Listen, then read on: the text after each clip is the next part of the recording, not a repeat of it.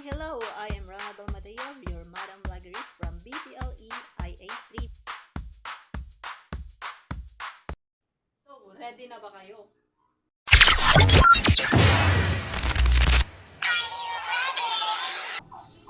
So, ito yung tinatawag natin refrigeration cycle system. So, dito meron tayong 4 components when it comes to refrigeration cycle system. Ito yung 4 na components na to, yung pinakamahalaga sa refrigerator natin. So, ito yung expansion valve, number 1. Number 2, evaporator. Number 3 is compressor. And syempre, yung hindi din magpapauli yung condenser. So, hatiin natin siya ng 4. So, dito sa side na to, sa right side ko, ito yung tinatawag nating high pressure. And dito naman sa left side ko, ito yung low pressure. And kung hatiin naman natin dito sa baba, ito yung, meron tayong tinatawag na refrigerant. And we have the 2 components when it comes to refrigeration cycle system. Or yung tinatawag nilang freon. Ito yung freon na yun yung nagpapalamig sa loob ng kwarto or nagpapalamig sa refrigeration cycle system. So, eto dito sa taas, yung liquid freon or liquid refrigerant. Tapos dito naman sa baba, ito yung vapor refrigerant or vapor freon.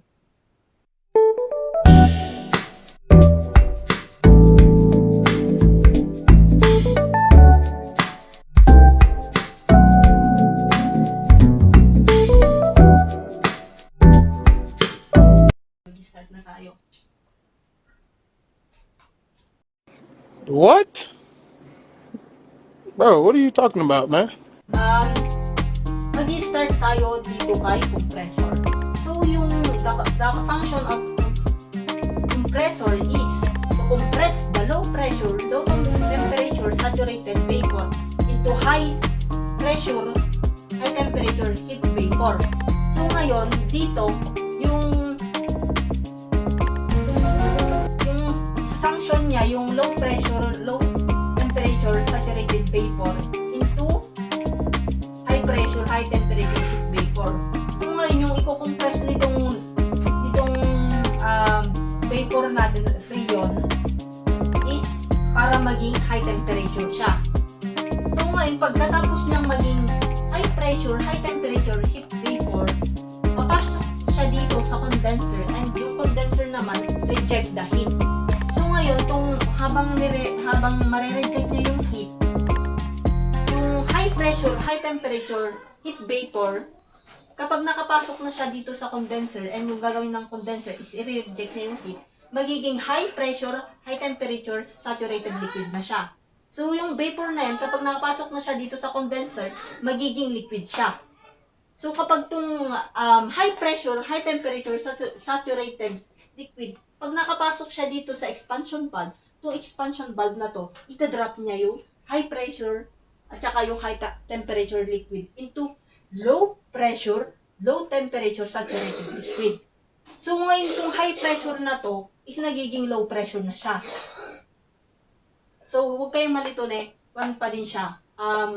Liquid pa din siya kasi dito siya sa taas. So ngayon, kapag na-drop na ni expansion valve yung high pressure na maging low pressure, low pressure liquid, low temperature, kapag napasok siya dito sa evaporator, yung gagawin naman ng evaporator is i-absorb niya yung heat. So, from liquid, kapag nakapasok siya dito sa evaporator, magiging vapor freon na siya or refrigerant. So ngayon tong low pressure, low temperature, kapag nakapasok na siya dito, magiging low pressure, low temperature saturated vapor. So pinagkaiba lang nila is tong liquid na to, kapag nakapasok siya dito sa evaporator, is magiging vapor siya. So kapag pumasok siya ulit dito sa compressor is magiging ganun lang din yung cycle.